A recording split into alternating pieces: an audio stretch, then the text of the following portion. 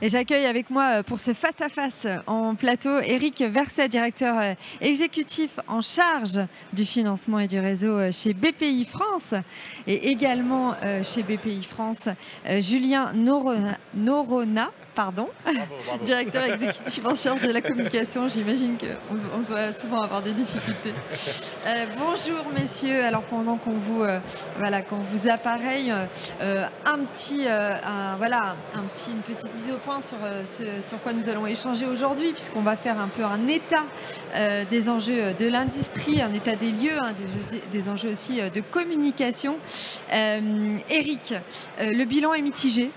On en est où exactement? Le bilan n'est pas mitigé du tout. Non, ce qu'on peut dire raisonnablement, c'est que tout ne va pas mal. Et moi qui ai la chance de piloter un réseau, de piloter 50 implantations de BPI France partout, je fais un déplacement par semaine et à chaque fois je demande d'avoir un industriel. Et ce que je perçois du terrain, c'est qu'évidemment il y a des difficultés, qu'évidemment il y a des problématiques que tout le monde connaît, mais qu'on a face à nous des dirigeants qui sont complètement sur la balle, qui sont projetés vers l'avenir, qui ont beaucoup de projets de développement. Je ne passe pas une semaine sans que j'inaugure une nouvelle usine, que je pose une première pierre, je bosse sur un projet de développement. Voilà, donc en fait, il y a effectivement une perception un peu globale de morosité, mais dans la vraie vie, c'est pas tout à fait ce qui se passe. C'est un combat collectif.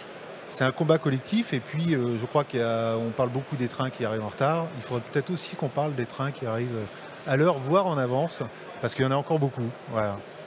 Mathieu Asselin nous disait boom de l'IA générative, boom des missions, accélération des sujets. Julien, même question, avec peut-être un autre focus, un autre point de vue terrain. Alors, moi j'ai toujours le même point de vue qu'Éric. Hein. Comme ça c'est clair. Vous savez que venir. Non, mais c'est vrai, chez BPI France on est des forains, on est tout le temps sur le terrain, on a la chance de voir des industriels qui en veulent, qui ont la niaque. Aujourd'hui sur Global Industrie, on a plus de 600 industriels présents qui ont cette écharpe et qui mettent le bras en l'air en disant mais non, on avance, on a envie d'avancer, continuez de nous faire confiance. Tout à l'heure on a eu une phrase intéressante, c'est arrêter de dire que ça va mal parce qu'à force ça va vraiment aller mal.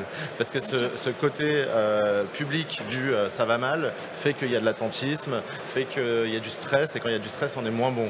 Donc il faut rappeler ce qui va bien, il faut rappeler qu'il y a des entreprises qui innovent, vous avez parlé de l'IA générative, il ne faut pas oublier, on est sur un salon industriel.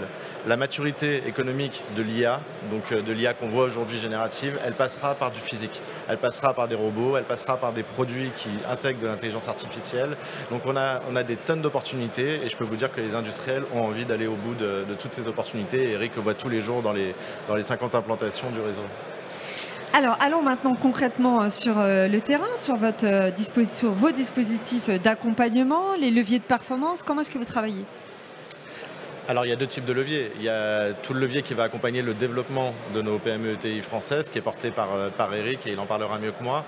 Et puis il y a un levier, vous savez, on a un plan industrie de 34 milliards sur 4 ans. Donc on va investir très fortement dans le développement des industries françaises.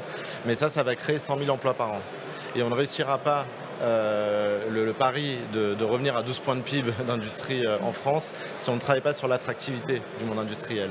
Et c'est pour ça qu'on a des écharpes avec Éric, c'est pour ça qu'on a des pins avec des coques bleues, c'est pour ça que la French Fab existe. La French Fab, c'est l'étendard de l'industrie française et c'est surtout de remettre une image au monde industriel qui est celle qu'elle est réellement et pas celle qu'on a dans les livres d'éco quand on est à l'école pour montrer que l'industrie, ça innove, c'est robotisé, c'est des entrepreneurs ancrés dans leur territoire, des boîtes familiales, c'est des gens qui sont pleins de projets de développement, qui font leur transition éco. Il y a de l'humain dans l'industrie. L'industrie, c'est beau, il faut le montrer aux jeunes, il faut le montrer aux familles.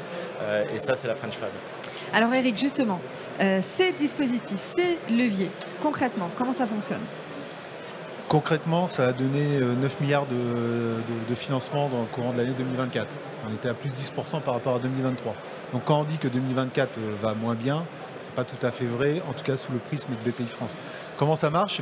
Moi j'ai des chargés d'affaires qui vont sur le terrain, qui vont à la rencontre des entreprises, des industriels, et qui vont souvent par binôme, voire par trinôme. C'est-à-dire que vous avez un chargé d'affaires financement qui va parler du projet de développement de l'entreprise, vous avez un chargé d'affaires innovation qui va parler de R&D, et vous avez quelquefois un responsable d'accompagnement qui va parler de conseil, plan stratégique.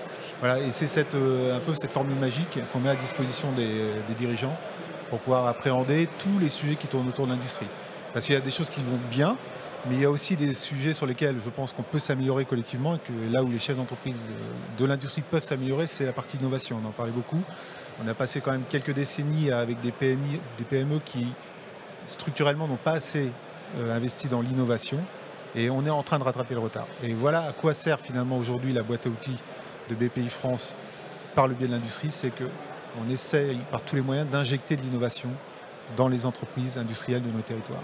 Voilà, on ne se contente pas de les financer, on ne se contente même pas de leur dire de poser un BP et de bosser leur plan strat.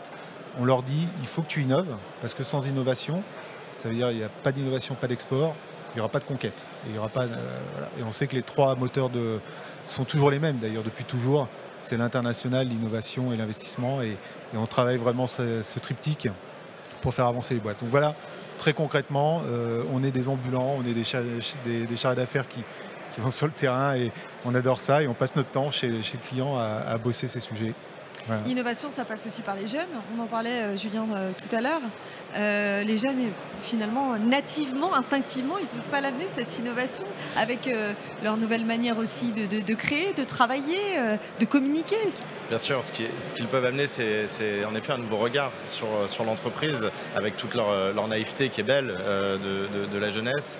Et les industriels sont d'ailleurs en attente de les écouter. Donc c'est ce qui est hyper intéressant pour un jeune qui sort de l'école, qui a envie, moi quand je suis sorti de l'école, je voulais transformer le monde. Et les jeunes, quand ils rentrent dans les entreprises aujourd'hui, c'est avec une vraie ambition et ils ont envie en tout cas de faire bouger leur périmètre. Dans l'industrie, ils peuvent le faire. Et les industriels attendent ça. En anglais, on dit du reverse mentoring. On aime bien dire des mots comme ça qui vont juste faire des effets inversés où finalement le dirigeant bien sûr va continuer de diriger mais il va s'inspirer de cette jeunesse qui va aller plus loin en fait avec lui et c'est ce qu'on leur dit aux jeunes et c'est drôle quand on va aller chercher en bus parce qu'on va aller chercher en bus à la sortie de l'école avec l'écharpe avec l'écharpe et un bus bleu au collège, au lycée, en post-bac quand ils rentrent dans le bus ils ont les yeux ronds, ils nous disent qu'est-ce que je vais faire dans une industrie et quand on leur demande où est-ce que tu as envie de travailler demain ils nous disent je sais pas chez L'Oréal on leur dit c'est une boîte industrielle L'Oréal qui est ton entrepreneur star. Alors on n'est pas très content, mais ils nous disent Elon Musk. C'est un grand industriel, Elon Musk, même quoi qu'on en pense aujourd'hui, même s'il est devenu un peu fou. À la base, et il n'est pas français, donc on a deux problèmes. Mais la réalité, c'est que en fait, ils voient de l'industrie partout. Ils ne se rendent pas forcément compte de où est l'industrie. Ils ne se rendent pas compte que ST Microelectronics est dans leur iPhone.